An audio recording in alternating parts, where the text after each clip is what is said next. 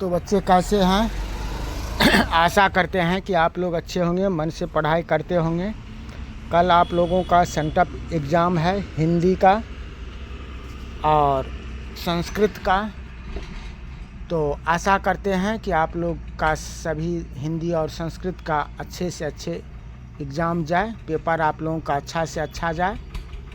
उसी कड़ी में आज इस हिंदी की परीक्षा के लिए महत्वपूर्ण चीज़ लेकर के आज हम आप लोगों के लिए आए हैं।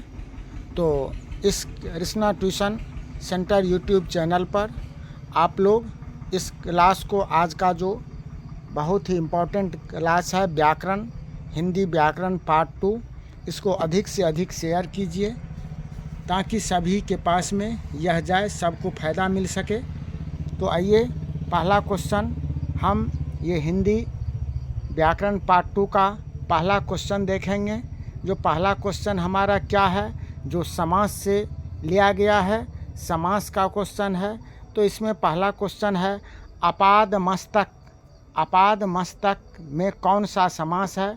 अव्ययी भाव, तत्पुरुष, कर्मधारय, बहुब्रीहि समास। तो हमारा अपाद मस्तक हमारा सही जवाब होगा अव्ययी भाव समास। इसी तरह का क्वेश्चन आप लोगों को ये 100% आज जितना हम क्वेश्चन पढ़ाते हैं इसमें से आपका क्वेश्चन परीक्षा में रहेगा, 100% रहेगा कल के एग्ज़ाम में। इसीलिए आप लोग इसे कंप्लीट कर लेंगे। तो इसका आंसर अपाद मस्तक कौन सा समास है? अव्ययी भाव समास। हमारा सही जवाब होगा अव्ययी भाव समास। दूसरा है लोह पुरुष में कौन सा समास है? लोह पुरुष में कौन सा समास है? ये कर्मधारय समास है। लोह पुरुष में कौन समास है? कर्मधारय समास है। दूसरा क्या हो गया? लोह पुरुष में कौन सा समास है? आजन्म। आजन्म में कौन सा समास है? आजन्म में कौन सा समास है? ये अव्ययी भाव समास है। कौन समास है? अव्ययी भाव समास है। अगला क्या है? अष्ट, अष्टधाई, अष्टाधाई, अष्टाधाई नहीं, कौन सा समास है? देखिए अष्टाधाई है ना। तो यह कौन सा? ये अष्टाधाई में कौन सा? तो अष्ट 8 होता है, तो इसमें दिग्गु समास है। कौन समास है? दिग्गु समास है। लोह पुरुष में कौन समास है? कर्मधारय समास है। लोह पुरुष कौन समास है? कर्मधारय समास है। आजन्म कौन समास है? ये क्वेश्चन रिपीट हो गया। आजन्म कौन समास है? अव्ययी भाव समास है। ये क्वेश्चन रिपीट हो गया है। ठीक है, चलिए कोई बात नहीं है। जन्म मरण, जन्म मरण में कौन सा समास है?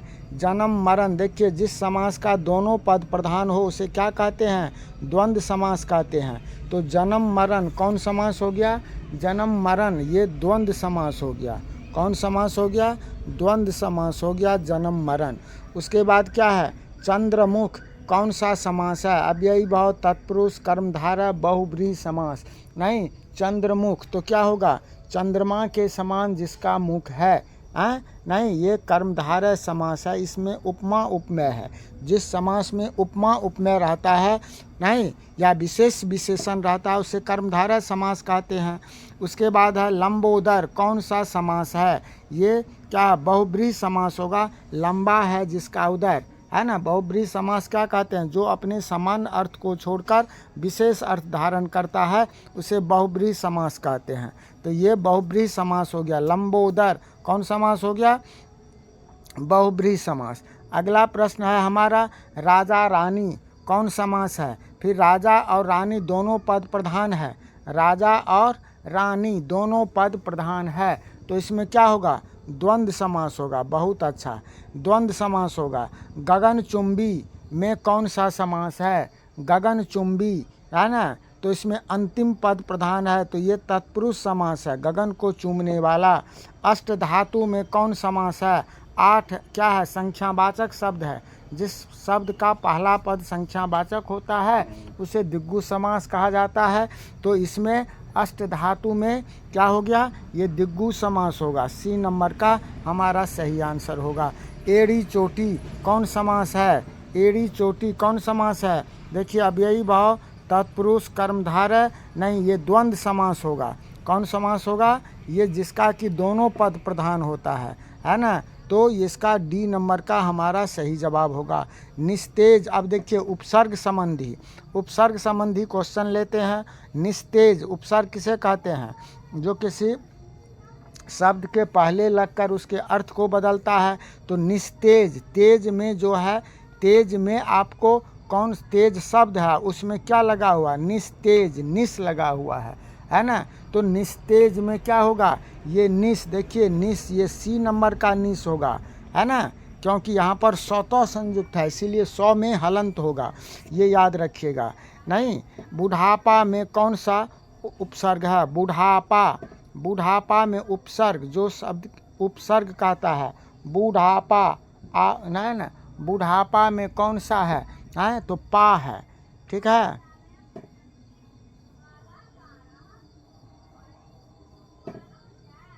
बुढ़ापा, पा, इसमें आपा, बूढ़ापा, इसका जो है यहाँ पर उपसर्ग, यहाँ ये जो है बुढ़ापा में कौन सा उपसर्ग है? पा, तो जो है यह प्रत्यय हो गया। आपा, आपा, अपा, आपा, हाँ, बू होगा। इसका ऑप्शन ए जो है इसमें गलत है, ठीक है, इसका ऑप्शन ए इसमें जो है मिस हो गया है, ठीक है, कोई बात नहीं है। इसको जो है ऑप्शन ए इसका सब ठो गलत है। चलिए आगे बढ़िए, इसमें बूढ़ होगा इसमें, क्योंकि आपा में जो है, आपा में बूढ़ लगा हुआ है, तो बूढ़ उपसर्ग होगा, इसका क्या होगा? बूढ़, ठीक है ना। हाँ, उसके बाद क्या है? अतिकाल में कौन सा उपसर्ग है? अति, सी नंबर का सही जवाब होगा, ठीक है। अब चलिए अगला क्या है? अनुसरण में कौन सा उपसर्ग है? अनुसरण, अनुसरण में क्या? शरण में अनु लगा हुआ है, सी नंबर का हमारा सही जवाब होगा। प्रख्यात में कौन सा? ख्यात में प्र उपसर्ग लगा हुआ है, इसीलिए प्र हमारा क्या होगा? सही जवाब होगा। प्र क्या होगा? हमारा ए नंबर का सही जवाब होगा। विज्ञान, ज्ञान में वी लगा हुआ है, इसीलिए बी हमारा सही होगा। वी वाहर्षिकार उपसर्ग है। अभिभावक, भावक में कौन सा है? शब्द लगा हुआ अभी, इसीलिए बी नंबर का हमारा सही जवाब होगा, ठीक है। चलिए अगला, अब हम उपसर्ग के बाद प्रत्यय कहते हैं, जो किसी शब्द के अंत में लगकर उसके अर्थ को बदलता है, जो किसी शब्द के अंत में लगकर उसके अर्थ को बदलता है, उसे क्या कहते हैं? प्रत्यय कहते हैं। तो इसमें पढ़ाई, देखिए उच्चारण कीजिए, पढ़ाई, आई, आई है लगा हुआ, आई, पढ़ में आई लगा हुआ है, इसीलिए सी नंबर का हमारा सही जवाब होगा। अनुज शब्द में कौन सा प्रत्यय है? अनुज, अनुज, अनु शब्द है, अनु शब्द है, उसमें ज लगा हुआ है, तो नूजा, नूज, नूज, अनु में कौन सा? अनुज, अनुज शब्द में कौन सा प्रत्यय है? अनुज शब्द में कौन सा प्रत्यय है? यहाँ पर फिर जो है ये उपसर्ग का क्वेश्चन आ गया है। अनुज में इसका भी सब ठो ऑप्शन गलत है, इसमें ज होगा, है ना। उज है, अनुज, अनु शब्द है, अनु मतलब पीछे, ज उसमें लगा हुआ है। चलिए लड़ाकू में कौन सा प्रत्यय है? लड़ाकू, आकू प्रत्यय है, नहीं, आकू देखिए कहाँ है? डी नंबर का हमारा सही जवाब होगा, डी नंबर का हमारा सही जवाब होगा। झगड़ालू में कौन प्रत्यय है? तो झगड़ालू, देखिए झगड़ालू, आलू, अंतिम में क्या आता है? आलू, तो डी नंबर का हमारा सही जवाब होगा। कौन होगा? डी नंबर का हमारा सही जवाब होगा, आलू, ठीक है। इसी तरह से खिलाड़ी में कौन प्रत्यय? खिलाड़ी, आड़ी, आड़ी, आड़ी कहाँ है? डी नंबर में, डी नंबर हमारा सही जवाब होगा। पढ़ने वाला, तो पढ़ने वाला में कौन प्रत्यय है? तो वाला शब्द लगा हुआ है, तो ये डी नंबर का सही है। खिलौना में कौन प्रत्यय है? औना, ए नंबर का हमारा सही जवाब होगा, ठीक है। चलिए अगला क्या है? अब कतरनी, कतरनी शब्द का उच्चारण कीजिए, कतरनी, अनी आता है, कतरनी, कतरनी, रनी नहीं, कतरनी, रौ में अ है इसीलिए अनि प्रत्यय होगा। कौन प्रत्यय होगा? सी नंबर का हमारा सही जवाब होगा।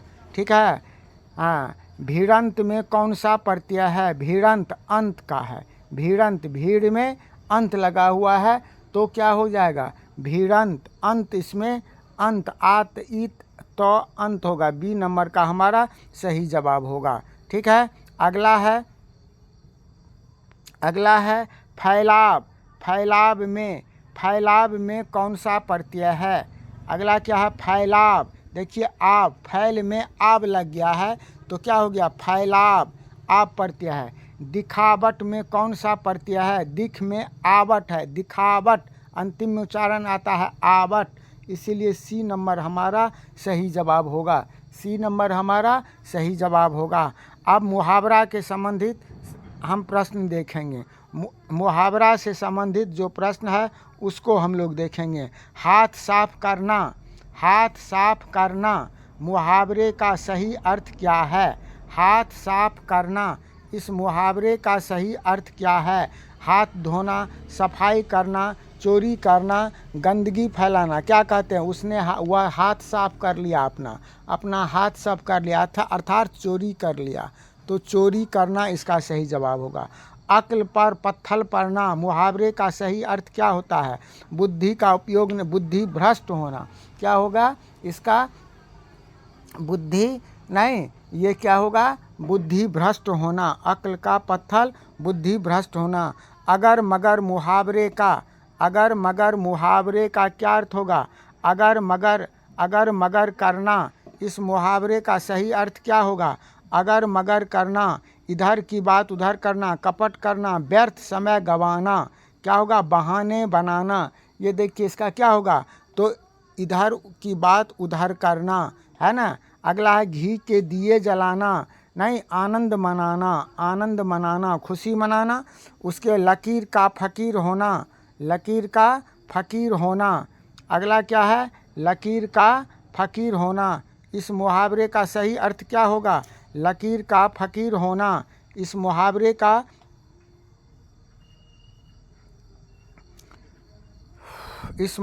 का क्या कहे? लकीर का फकीर होना। इसका अर्थ क्या होगा? लकीर का फकीर होना तो परंपरावादी होना। ए नंबर का हमारा सही होगा। छठी का दूध याद कराना, अत्यधिक कठिन होना, उत्साहपूर्ण दिन, अत्यधिक कठिन होना, नहीं, परास्त कर देना, ये भी होगा। है नहीं, अत्यधिक कठिन होना, क्या होगा? अत्यधिक कठिन होना, है, या परास्त कर देना, ये भी होगा। उपकार का, अब विलोम शब्द, उपकार का क्या होगा? उपकार का क्या होगा? सत्कार, आभास, आदर, उपकार। उपकार का विपरार्थक शब्द यहाँ पर क्या होगा? उपकार है, उपकार, यहाँ पर अपकार होगा। यहाँ पर भी जो सब विकल्प, उपकार का अपकार।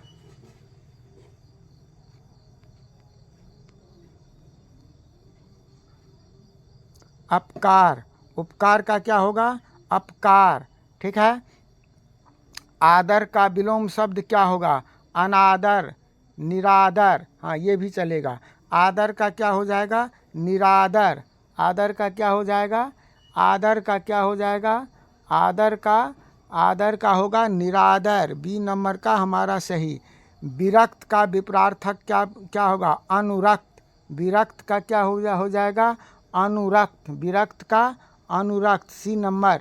नहीं, कृषि के लिए अतिवृष्टि भी उतनी ही हानिप्रद है जितनी अनावृष्टि। यहाँ पर अतिवृष्टि का जो है कहता है अतिवृष्टि शब्द का विलोम शब्द निकालने के लिए, तो इसका हो जाएगा अनावृष्टि।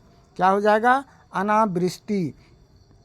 मूक का विलोम क्या होगा? मूक मतलब गूंगा, नहीं, तो उसका क्या हो जाएगा? वाचाल। मुख, विमुख, नहीं, वाचाल भी हो सकता है, लेकिन विमुख दिया हुआ है तो विमुख होगा। सभ्य का विलोम क्या होगा? असभ्य। सभ्य का क्या होगा? असभ्य। अब पर्यायवाची शब्द देखिए, दिनकर का पर्यायवाची शब्द है प्रभाकर, निशाचर, सुधाकर, विभाकर। देखिए सब में कर लगा हुआ है, तो पर्यायवाची शब्द है ना, दिनकर का क्या होगा? दिनकर। प्रभाकर, है ना, सुधाकर, है, निशाचर, यह प्रभाकर। ठीक है। इसी तरह से क्या होगा?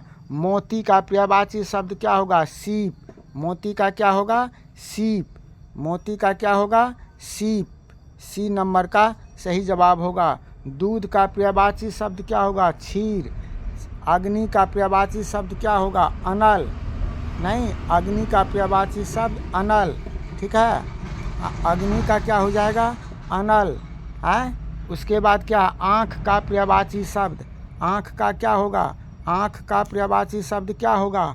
आँख का पर्यायवाची शब्द क्या होगा? आँख का पर्यायवाची शब्द क्या होगा?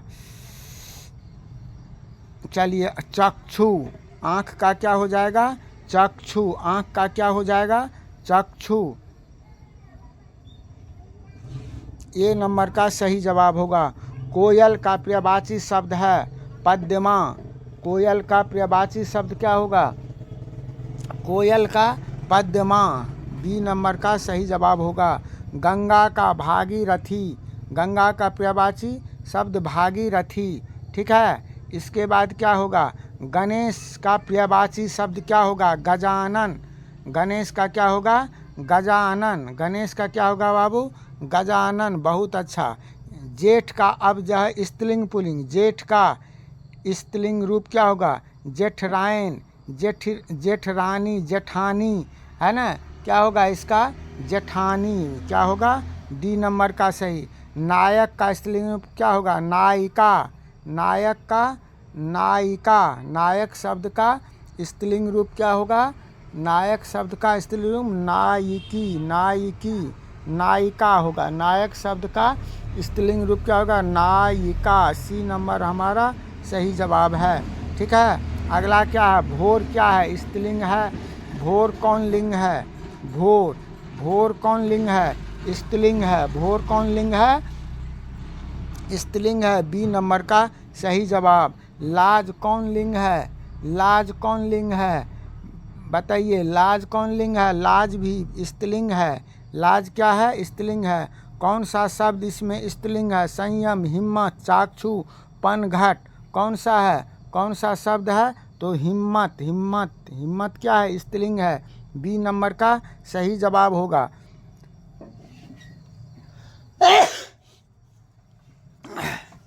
बी नंबर हिम्मत क्या है? स्त्रीलिंग है। इसमें पुल्लिंग पूछता है। कौन शब्द निम्नलिखित में से कौन शब्द पुल्लिंग है? अफवाह, अफीम, उपटन, धड़कन। तो कौन शब्द होगा? तो उबटन। उपटन पुल्लिंग है। देवर शब्द का स्त्रीलिंग रूप क्या होगा? देवरानी। क्या होगा? देवर शब्द का क्या होगा? देवरानी। बी नंबर का सही होगा। अध्यापक शब्द का स्त्रीलिंग रूप क्या होगा? अध्यापिका। ए नंबर का अध्यापिका। ठीक है। इसी तरह से कवि का स्त्रीलिंग रूप क्या होगा? कवियत्री। कवि का क्या होगा? कवियत्री। बी नंबर का सही जवाब, है ना। मैंने आम खाया वाक उदाहरण है किस वाक का? काल से संबंधित। मैंने आम खाया है। मैंने आम खाया है किस वाक का है? तो आसन्न भूतकाल का है। किसका है? आसन्न भूतकाल का। मैंने आम खाया है ना। मैंने आम खाया है। मैंने नहीं, मैंने आम खाया है। ठीक है। आसन्न भूत, हाँ चलिए, मैंने आम खाया है। उसके खाया है ये पूर्ण वर्तमान काल का होगा। बी नंबर का सही जवाब होगा। ठीक है। अगला क्या है? उन दिनों उसे जूझना पड़ता था किस काल में है? ये उन दिनों जूझना पड़ता था, ये है भूतकाल का। किस काल का है? भूतकाल का वाक है। मनुष्य और आगे बढ़ा। मनुष्य और आगे बढ़ा किस काल का है? ये भी मनुष्य और आगे बढ़ा, ये भी भूतकाल का वाक है। किस काल का? भूतकाल का। वह तो बढ़ती जा रही है। काल बताएं। वह तो बढ़ती जा रही है। फिर किस काल का है? बढ़ती जा रही है, वर्तमान काल का है। किस काल का? वर्तमान काल का। मनुष्य उन्हें बढ़ने नहीं देगा, मनुष्य उसे बढ़ने नहीं देगा। देगा गागेगी है, भविष्यत काल का वाक होगा। कौन काल का? भविष्यत काल का। काल के कितने भेद होते हैं?